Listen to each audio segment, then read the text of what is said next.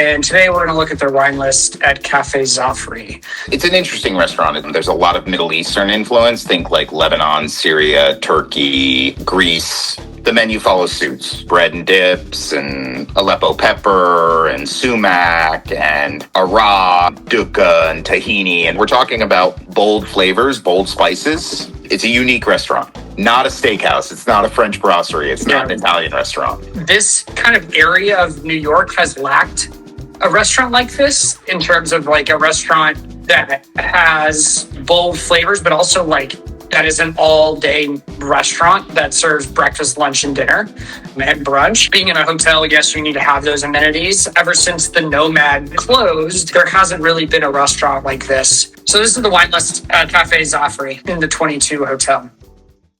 So this is by the glass. Right off the bat, the one thing I noticed is there isn't a Chardonnay, either from the New World or Burgundy. That's a choice. I don't know if a lot of people want to pay up to drink a Vermentino, a Corsican white wine. The wines can have a lot of freshness and salinity, but also like a good amount of texture to them. You can kind of sell to someone who is looking for a more full-bodied Chardonnay, but might be a bit of a reach. Then they have a lot of sparkling wine, 5 glasses of sparkling wine, and then a half bottle of Krug Grand Cuvée for $275. Could be priced a little bit better. Could have the Dom for a little bit cheaper. You could have the Krug, definitely if you think that there's a market for Krug half bottles, that could be $200. Probably people will buy them more. A lot of the public still has this like concept that Krug, especially in this area, you were able to go to Union Square Cafe or to Grand Vista Tavern and buy a half bottle Krug for $95 for a long time. And I know that is no longer the case. And even Krug has stopped making half bottles. $275. That's a lot of money for a half bottle of champagne. Overall, a lot of things that I would drink. Flo Canarelli Rosé is a delicious rosé. There's my kind of two knocks is there isn't a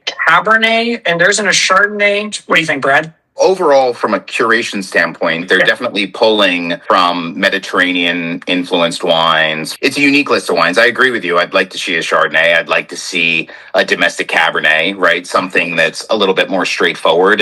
Or even a Bordeaux. Yeah, for people who maybe are less interested in discovery or exploring, something that's a little bit more recognizable. But overall, I love the $16 glass of white. I think as an entry point, that's great. Yeah. I'd love to see something sub 20 on the red list, just to sort of provide an $18 entry on reds. Yeah, for value. Chateau, we'll talk about Chateau Moussard later, but Chateau Moussard is really the benchmark producer in Lebanon, or I'd say really in kind of that Mediterranean area outside of France and the main wine regions of Europe. See this for $20, I would drink it just to try it because it's not often you get to try those kind of wines. And then Maxime Mignon, same thing, a great producer from the south of France for $22. But these wines can be a tough sell if people are just I'm looking for a Pinot Noir, I'm looking for a Cabernet, and they're not trying to break the bank, $35 or $32. To your point, Pat, though, both those wines check that full-bodied Cabernet slot, but they also require a little bit of explanation. Right? Sure. Whether that's from a server or a somm, and there has to be some engagement on that front. This red by the glass selection isn't the most inviting. It's really unique and interesting. It's well curated. It's why I would like to see one wine that's known, that people could feel comfortable with. These are two small nitpicky points, but I don't like the header of macerated for the rosé section. It's a little bit weird and could be confusing for people. Macerated, huh? What does that mean? And, okay, that's rosé, right? But for an average guest, that could be a weird word to put in the header. Right. Well, the first time I saw it, I was like, if they have a macerated section, where's the rosé section? Because I thought that would be like an orange wine section. You can see that they have some of the wines listed varietally in sort of a lighter colored font. Mm-hmm. And I think that's really smart, and I like that. But it's not consistent. So, for example, they didn't list the Sancerre as Sauvignon Blanc. They didn't list the Favely Mercurey as Pinot Noir. Okay, fine, no problem. But I wonder if consistency isn't important on that front from a guest perspective. Here's the Sancerre and here's the Favely. And probably they're doing that just because they assume most people know what a Burgundy red is. Or a Sancerre. Right, a white Sancerre. In New York, that's probably a safe assumption. A really, really small granular note. Now, should there be consistency in that formatting decision? Right.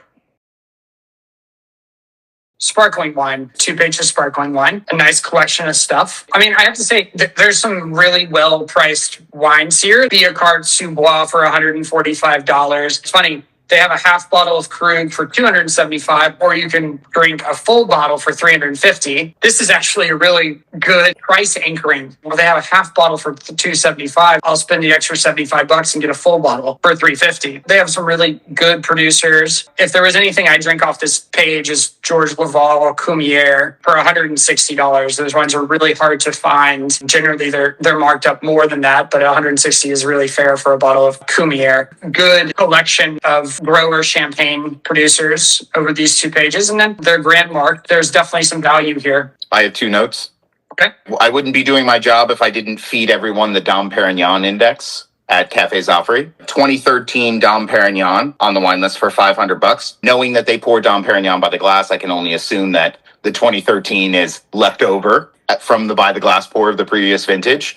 Knowing that they paid $140 a bottle for that. You could do better than $500, provide some value. Krug is $350. It's $150 cheaper for a similar luxury brand. Dom Perignon could come down a little bit, but I've seen much, much worse in downtown restaurants in New York City. The second note is the worldly sparkling section on page 2. I think this is an interesting little collection of wines. It shows some of the wine director's personality. It shows some unique, interesting things, certainly at very approachable price points, which I love. There's value to be had here and deliciousness to be had here and discovery to be had here. This section helps counterbalance all the fancy champagne. Moving into white wine from sparkling and champagne. This is kind of like the other regions of France, which generally you would find at the end of a wine list or the backside of white wine. And they're leading with island wines and the Rhone Valley and Languedoc-Roussillon. Generally, lists will start with Loire Valley going into Chablis and Burgundy. They do it the other way around. It's a nice touch for the theme of their restaurant. They're leading with wines that are closer to the Mediterranean, which sort of makes sense for this restaurant. I don't know that I would agree with that decision structurally. I could still see a world where leading with Loire Valley whites, white Burgundy might make more sense because we all know that that's what people shop for more often than not. There's a small point of friction here, potentially. Yeah. But to your point, for their ethos, for what they're doing, this makes sense. Yes. The tricky thing is I love drinking these kind of wines, but they can be a hard sell. Marsanne and Roussanne, especially from the Rhone Valley, this section here, that can be like a tricky thing to sell to guests or get people to want to drink. They're definitely polarizing wines. They lack the acidity that a lot of people are looking for in wines that are more recognizable. I would love to drink a bottle of Monnier Perriol Saint Joseph Blanc for $120. Like, those wines are really hard to buy and hard to find. Mineral, stone-like, very rich, have a lot of texture, but they don't really have that acidic backbone that people are looking for in French white wines. This page of wines really is dependent on salesforce. You really need to have a well-educated, well-trained team to speak to these things about their style and to really sell them. Nothing on this page is going to sell itself unless you're talking to somebody with real knowledge, potentially a professional or a real educated wine hobbyist. All of these wines need the story behind them and need description in order to get them into people's glasses. I agree with that. They all have good stories, but there's some explaining to be done. Next page. We're now into Loire Valley and Burgundy. Loire Valley and Burgundy, correct. I like that there's steps to Sauvignon Blanc in the Loire Valley. They have almost a $200 Sancerre from Vacheron, one of the age-worthy Sancerre producers. Kind of a fastball down the middle, Chavignon Sancerre for $100. This Les Poète seems like it's a declassified Sauvignon Blanc for $95. Some good price points here. Recognizable wines. I love the Pepier Muscadet at $50. That's a great gateway. It's a great entry point. It's a delicious wine. $50. Like, you can't say no to it. I wish there was a little bit more pricing discrepancy here. There's 3 wines at $195 as an example. Just like stretching those poles a little bit. You could drop one down to $150, $165. You could raise one to $225. Build those steps a little bit more in this section, but the selection's great. There's a gateway, which is amazing. There's also some expensive stuff like Bernardaud. That wine for $300. It's like there's value there. It's not crazy. I've seen it much more expensive elsewhere. I noticed the kind of stretching the goalposts, even, in that sparkling section you talked about, there were a couple of wines at $65. You could have some steps there for between 65 and 100 to kind of get guests into a different direction. So this is Burgundy, very sought after producers. Hard to find producers, Arnaud Ant, Bernard Bonin, Domaine Leflevre, Armand Heights. On the value side, Theo Dancer Aligote for $115. That's a great deal, great wine. Domaine Villain from Aubert Villain's family, who makes DRC for $105. That's a great wine. And even some of this Chassagne Montrachet and Saint Aubin for $200 to $275. Those are well-priced wines. They are well-priced wines. Obviously, a $200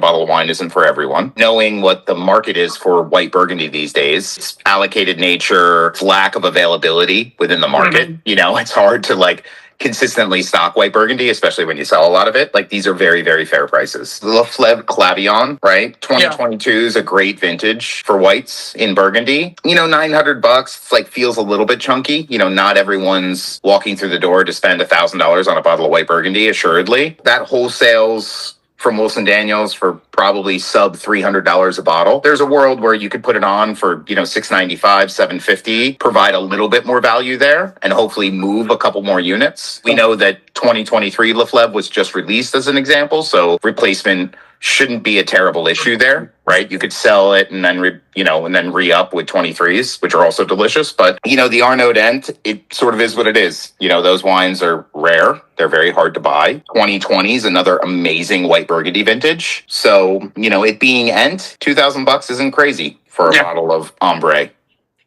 I mean, I see Leflevre Premier Cruise on wine lists between $1,200 to $1,800 frequently. $900 is somewhat of a fair price. The Village Polini Montrachet I see on wine lists between $450 to $800. Yeah, so I think for $500, and again, where they are located in New York, I don't think it's a crazy price. My one other comment, and I think I kind of know why they've organized the section the way they have, but it's a little hard to read because you're keeping the producers together, but then you're jumping price points a lot just because you're not organizing the Bourgogne Blanc together and then the Village wines together and then the Premier Cru and Grand Cru wines together. So it might be easier for people to shop by price point. Awesome. Okay, we're going to move on to the next page, which finishes up Burgundy with Chablis and Côte Chalonnais and Jura, Austria and Greece. I mean, right out of the gate, you have three Chablis at 120 each. Which, once again, there's an opportunity there. Stack something below $100, Petit Chablis or a Village Chablis at an entry-level price point, and then sort of build some steps around that. That's an opportunity that they could certainly take advantage of. Right. For this Premier Cru, right? It's a Premier Cru that could be $175, $150. That's right. Yeah. And maybe not that wine. Maybe it's a different wine where, there's more value perceived in that $150 to $175 range. Whoever that is, whatever your producer of choice is, building steps, I think is the note there. Yeah. Same thing for Côte Chalonnais. Here we are in Austria, Germany, and then Greece. These are areas of the wine list where I'm looking for value. There's good value here for $65, $66. In Austria and Germany, they have some really great producers that are priced well. Peter Vader Malberg for $88 is a great deal. They have a variety of different styles of Riesling as well as Gruner Veltliner, which I think is excellent. And then when people are thinking about Greek wine, they're thinking about a Sertico. They have a Sertico at different price points, which is smart. And then they have a couple different blends and some local grapes. A really smart section that speaks to their ethos. Completely agree. Pros here are obviously going to be delicious with food. The wines from Greece play into the concept of the restaurant for sure. There's 18 or 20 wines here. 11 of them are under $100. I love that. I think that's so smart. This is where you can find some value on the list, right? This is where you can find some gateways, some discovery wines that are affordable. I think that's so powerful to be able to get somebody a bottle of a Sertico and allow them to discover it without having to ask them to spend $150 a bottle or $200 a bottle. The con of this section of the wine list is, once again, and this is a theme on this wine list, is I question the ability to sell these wines. You need a well-trained staff, you need somms. There's things on this list in these sections that are just not obvious that you need to tell the story. You need to get some engagement on in order to sell them. Moving on. This is Italy and Spain. My one comment right off the bat for Italy is there's some really cool wines, some geeky wines here, but there isn't a Pinot Grigio, and I think that's a wine you can make a lot of money on. It can be value driven. It can make a guest happy. Ronca hit him as the wines are delicious, but again, a little bit of explaining to do. Miani, even though it's Chardonnay, like a little bit of explaining to do. Quintarelli, Cadamoro Bianco, like that's a very delicious but unique field blend. To your point, Pat, there are plenty of Pinot Grigio substitutes on here. You have a Vermentino, you have a Greco di Tufo, a couple Fianos, you have some Caricante. All these varietals run lean and crisp and acidic, right? But once again, you need to explain that. The average wine consumer that wants a Pinot Grigio, you're going to have a conversation with them to sell them something that they would like off this.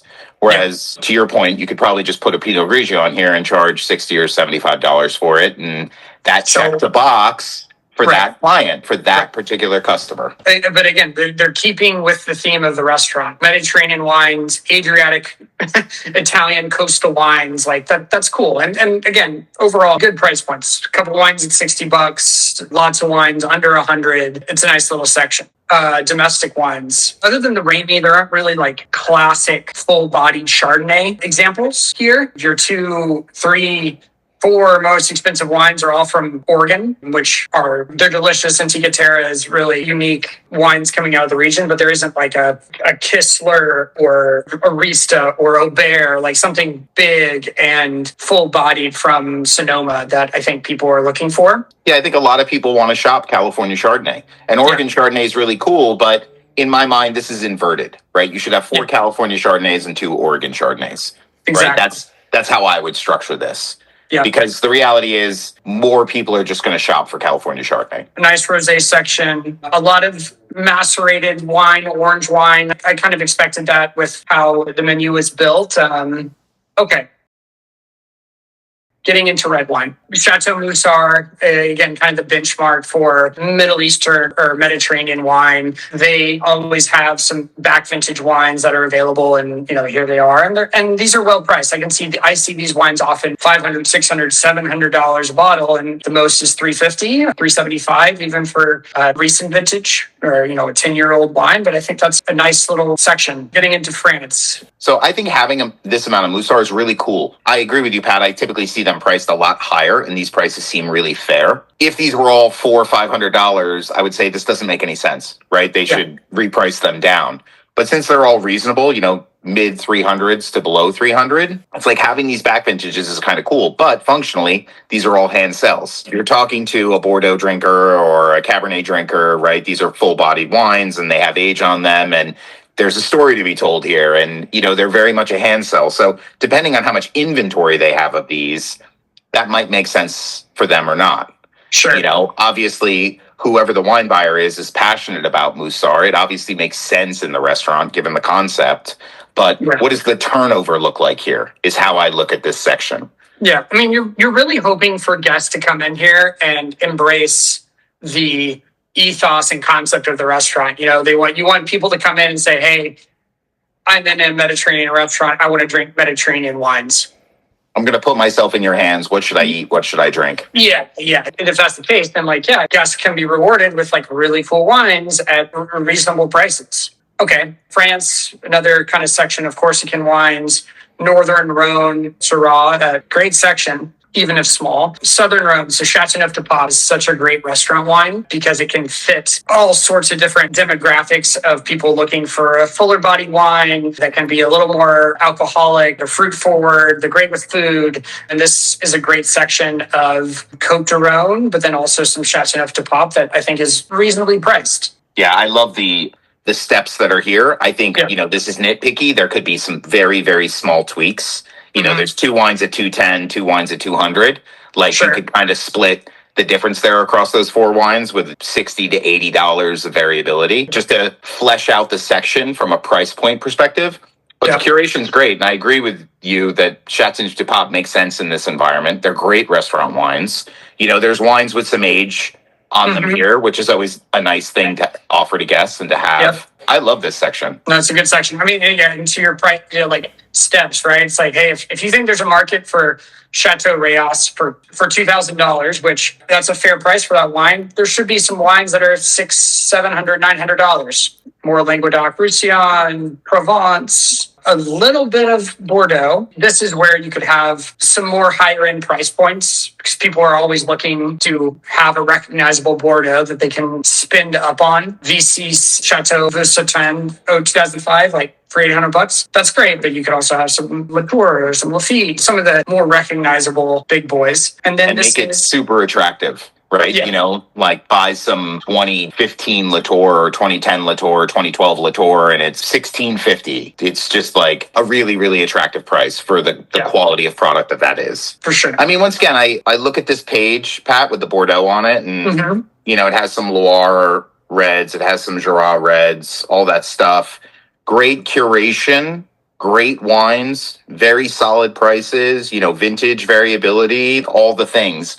But going back to this theme, this wine list overall is just very unique, borderline esoteric. There's not enough brand recognition, let's call them normal wines in this environment, to sort of counterbalance that. And you're just relying so heavily on your sales force to be able to explain things and get wine in people's glasses. You could cut the amount of Loire red and Jura red in half and add that back into Bordeaux as an example, because Bordeaux is a category that a lot of people shop and they want options in that category. And is that boring and pedestrian? Well, maybe to some, but to other people that really want to drink that kind of wine, it's not boring and pedestrian. Those are the options that they want. That's the functionality that they want out of a wine list. Yeah, totally. Okay, so this is Burgundy. This is where people are looking for expensive wines, and having one wine over $1,000 that is really he's a great wine producer, but he's really a white wine producer. There's an opportunity there to have something that's a little more expensive than $600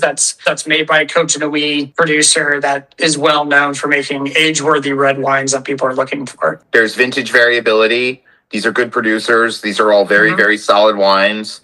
The prices are generally pretty solid. But I agree with you. There is that consumer that's going to shop for an expensive thing from Burgundy. So whether that's Roumier or Dujac or DRC, peppering 1 or 2 or 3 selections in here would add a little bit of depth and would obviously impact sales. When you put Dujac on the list at a fair price, it sells. And people are really happy about that. And that gives you an opportunity to bring that person into your fold as a regular. Totally. Okay. Italy. Northern Italy, they sometimes list what the wine is, and then sometimes they don't. Yes, we know that this is Amarone, that this isn't a light-bodied wine. Are you able to differentiate between wines that are from Piedmont and wines that are from the Veneto? Spain and Portugal, good place for value, lots of cheap wines, value-driven wines. And then United States leads with Cabernet and some expensive wines from California. Be nice to see a couple more steps. Also some affordable wines from California. The only Cabernet you have that's under $200 is this Washington State Cabernet. I don't mind having all the high price points here, but to your point, I would love to see 4 more wines, 6 more wines, something like that. Between $160 and $250. In New York, it's especially everywhere, but downtown especially, people spending $200 on a bottle of Napa Cab in a restaurant is very common. It's not unheard of. And that just doesn't exist on this page functionally.